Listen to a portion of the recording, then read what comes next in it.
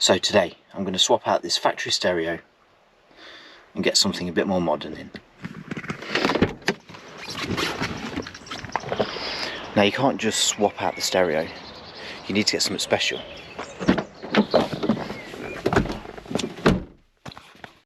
So just stick with me for a moment. I like these flat screen 10.1 inch stereos that you can get. They're massive, they look super modern, and I was looking at those. The thing I then realised is you can't just take a normal double din, single din stereo and slot it in on this fascia. You need to get a custom fascia for these. And the fascias, they are available. I found them on eBay, I found them on Amazon, I found them on Wish, and I swear to God they're all the same blooming things, even the ones on Wish. And I couldn't find one in stock on Amazon. So I went to eBay. I didn't want to buy from Wish. I didn't want to buy from a website I didn't know. So I went to eBay and I found one which looked like it did the job. Ordered it, and then it marked as dispatched, and then boom, they sent me an email saying, sorry, this product is out of stock. So they gave me a refund. So I thought, fair enough. I then trawled eBay for another one, found another one, a different supplier. I then ordered that item and the same thing happened again. Went to dispatched, and then they messaged me to say, sorry, out of stock, here's your refund. And this takes like time. Every time they give you a refund, it takes days to get the refund. So I had to wait for my refund. Then my refund came, and I found a third company, a company in Birmingham, so they're not that far away from me. I messaged them and said, hey, what's happening with these? Are these in stock? Because I have ordered with two places, both have said they're in stock, and then when they come to pick them, they're not available. Are they in stock? They messaged me back and confirmed, yes, in stock. So happy days. So placed the order. After a day or two, it marked as dispatched, and guess what? I got a message. Sorry, this item is out of stock. So I went mental at them. I said, I sent you a message, you said it was in stock, blah, blah, blah, blah. I told you that I'd already been let down by two other people. And they just said, no, they've come direct from the supplier, China, and there's none available. So that was that. Back to the drawing board. Now you do need this fascia because you can't fit a stereo in that. So I didn't know what to do, so I spoke to some of my friends, and one of my mates who's big into cars, into stereos and stuff, he says you need to ring King's Audio Centre. They're in Leicester, which is where I live. They're just the other side of town, they're not that far away, probably 4 or 5 miles away. So I went on the website, browsed through, and boom, they do the unit. The same unit as what I was ordering off of eBay. So I rang them up and said, look, I want to get one of these units. I've been let down by 3 other people on eBay, and I want to get hold of one of these. Can you sort me out? And he said, that unit you're looking at is no good. I was just looking at the fascia. That one's no good. These stereos, you remove the unit, and the head unit, the top piece with the time on, has to stay in. So he gave me some real valuable information about how I need to set this up and what I need. Fords, you need sublooms to plug them in. So he gave me all this information, and I said, so tell me, can you sort me out? He says, right, have a look at this, and sent me a link to his website showing me the package where it's the fascia and all the kit. I said, well, that's the one that I need. Have you got it in stock? And guess what his answer was? No. But I can have it here in 4 hours for you. So I'm like, wicked, let's do it. So he managed to get the item that was out of stock everywhere. No one could get it for me, but he managed to get it in 4 hours. He placed the order. I went over to see him the next day. King's Audio Centre were mega. I went in there, told me everything that I needed to know. It had all the wiring and everything, and he showed me what I need to do. Also then, he managed to sort me out a stereo, and I managed to pick up a gorgeous flat screen 8.9 inch Sony, and he did me a stonking deal on the price. He sorted me out a huge amount of discount on the stereo, and then also he did me a brilliant price on his fascia kit, and I saved over 100 quid on that kit. Got it me in 4 hours. So if you're in need of stereos, of fascias, of anything to do with car audio, then you need to speak to these guys. They've got a website, and I put a link to it for you. But talk to them. They're a mega. They've also got an Instagram page with tons of followers, so have a look at that. I'll bring it up for you now.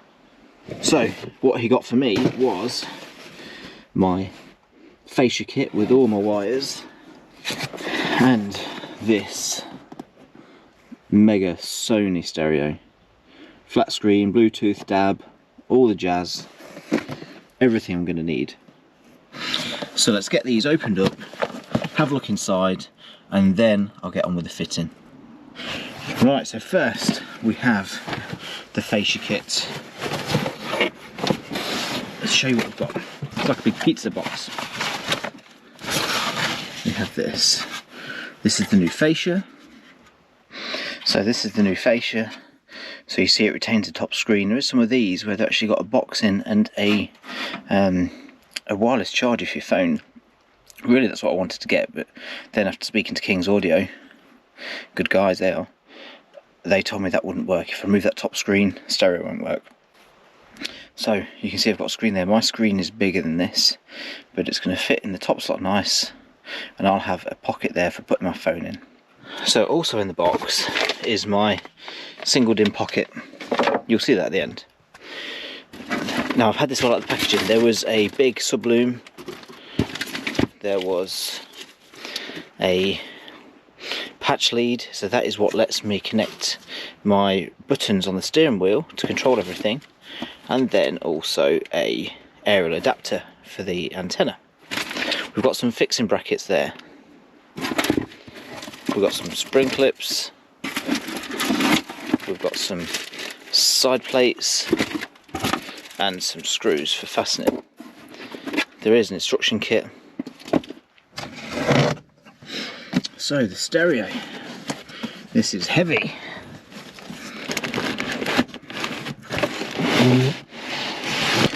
So we have my screen.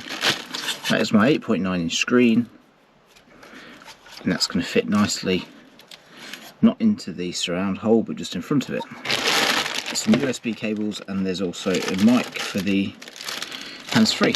Some blanking plates, we've got the DAB antenna, and then we have the unit itself. So we're going to head off home, get my tools, and then we're going to take that original fascia kit out, the original stereo unit, and then we'll get the new one installed. Hopefully we'll get it installed today. Let's go. Right, so the plan is I've got to get the top bit off first, then the fascia comes off and unplugs, and then you get the stereo unit out. I've got a trim removal tool, and then I've got a Torx Allen key set, because they're all Torx bolts. So let's try and get this off. Let's see how it goes.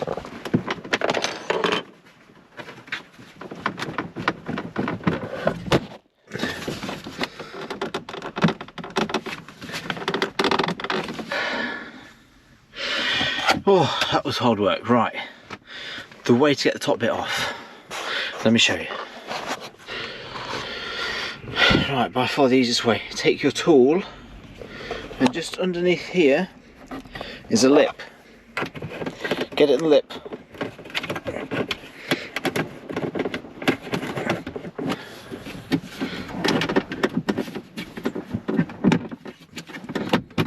And then it lifts off and unhooks. So now I believe I've got to undo these two screws. They're not very tight. So get those out. Or you just yank it. There we go.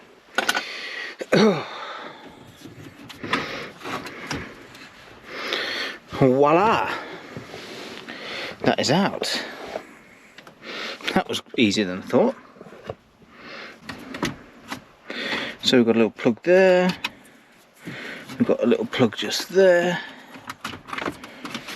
Gonna have to move all these vents, put those on the new fascia. And then this is the head unit that's got to come out. So this is all canvas system. And this unit, this head unit, runs through that top screen, which is why you have to get the top screen in. You just need to yank it. And that comes out. So we've got the aerial antenna, the plugs,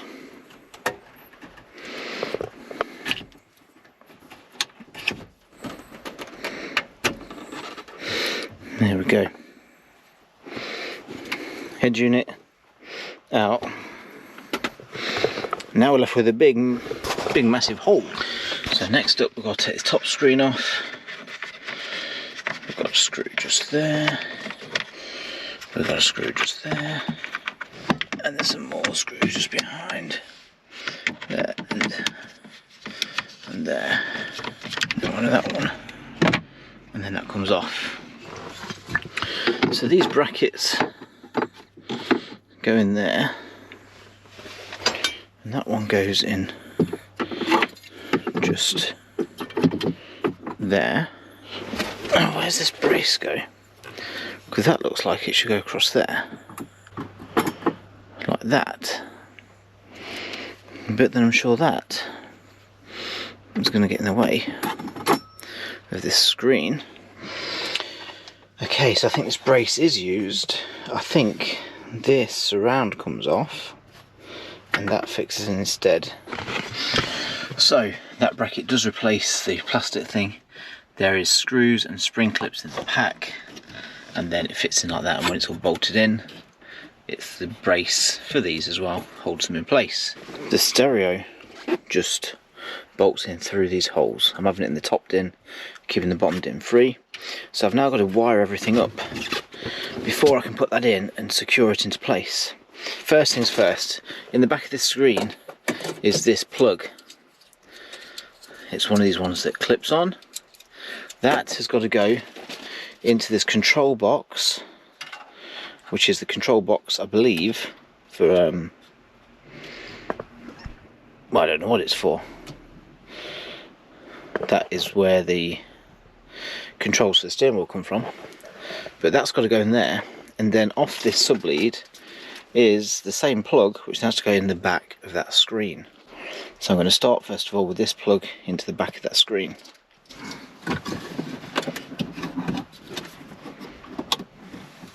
Right, that's locked into place. Right, so that's gone in the back there. That is for the steering wheel controls. This is off the main lube from the car. So I've got the two plugs here. That one matches this plug here. So we're going to marry those together. Nice positive click. So what's left? The speaker, we'll sort that in a mojo. That is for the antenna. And that's for the stereo. So that's it. So let's try and get this under here. Tucked up out the way a bit. So stuff that down there. Put that down there a bit. I've got my speaker wire, I've got my antenna.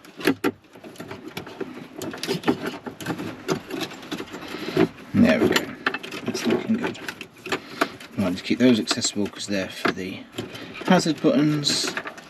That's got to go into the back of the stereo, like so. We're about there. So the back of the stereo, here we go. I do have a dab to put in this as well. Don't know if there'll be time today. That goes in there. And then that for the steering wheel controls goes in there. And then that goes in there. And then this should slide in and fit in around about there somewhere.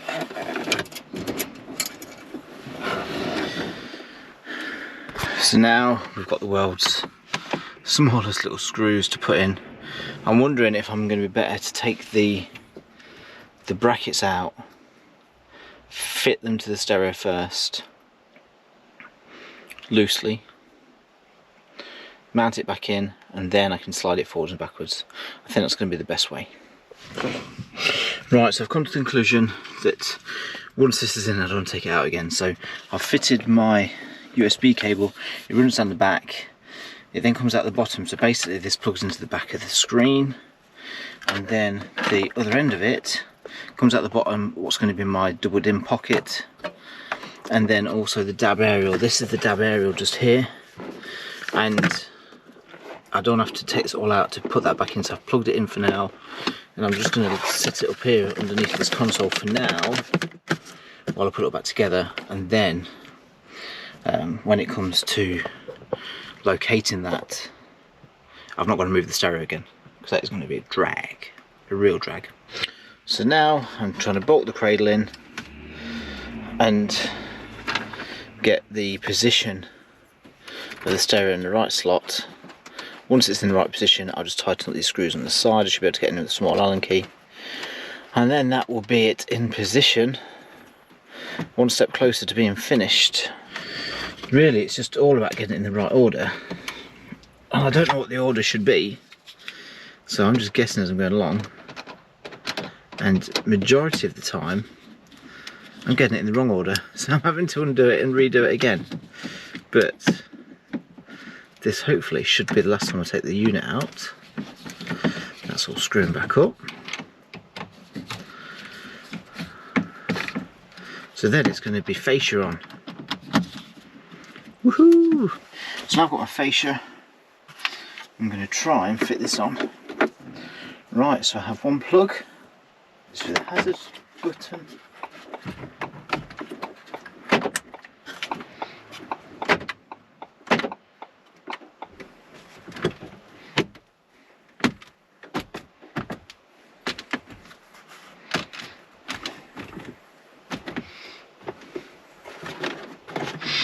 Right, so that's clicked in position. It's meeting the top screen nice. That just needs screwing in the top. Vents all seaming. Now around here, this does look good. Now I've not tightened this up. So as far forward as it will go, but that seems to be about right, you know. So I need to really just whip this off, tighten these screws up, and then it can go back on.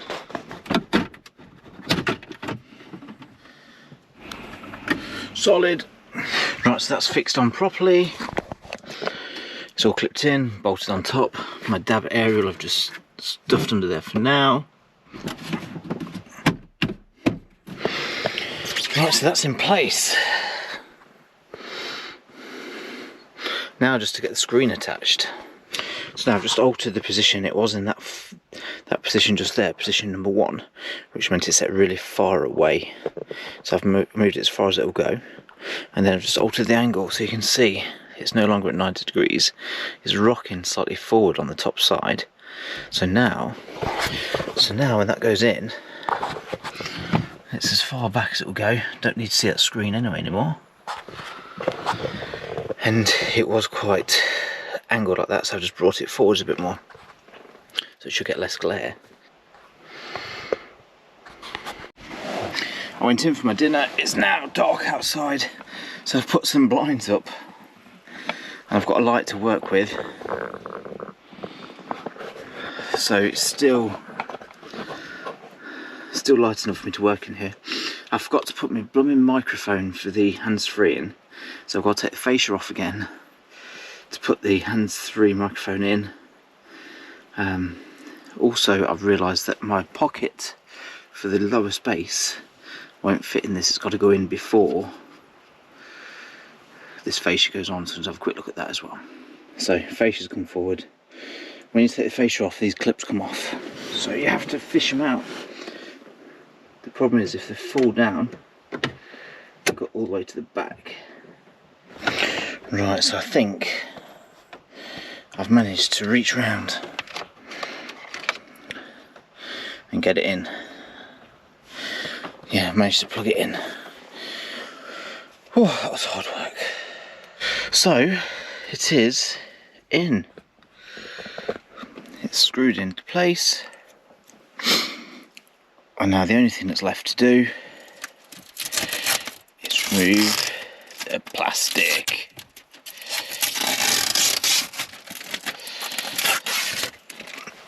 There we go.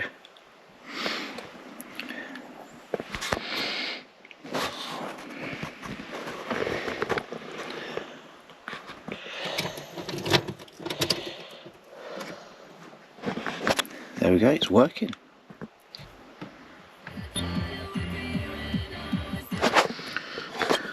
Got my little back screen, but you couldn't even see that. I've got a little cubby hole underneath.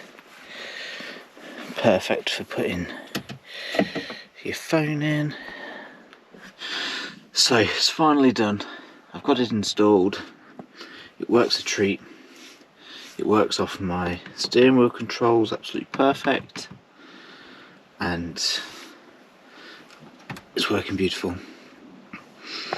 Only thing not working, I didn't wire in the handbrake switch, and I can't use Android Auto because it thinks I'm moving because there's no handbrake on. At some point I just put 12 volts to that wire, but this has got to come out at some point to finish fixing the USB socket. Nice and responsive, works a treat. We can do radio, we can do DAB, we've got Bluetooth which is currently on, we can do phone if we want to do a phone. USB is not plugged in, but there's USB. HDMI, so I can actually plug a HDMI cable in here, like an Amazon Fire Stick, like some kind of games console, and then you can play that on the screen. And then rear camera, that's not set up. In the future I'll put a rear camera, but I've already got a rear camera there, so I'm not really going to need a rear camera there. So that is my new stereo for Doggo. A lot more modern looking. It's going to be brilliant when I get navigation working on there. A lot easier than having my phone in that little cradle there, which I don't really like the look of. So thanks for watching, folks. If you like this video, then give it a like, and if you're thinking of subscribing, then now would be a real good time. Take care, folks. Bye bye bye.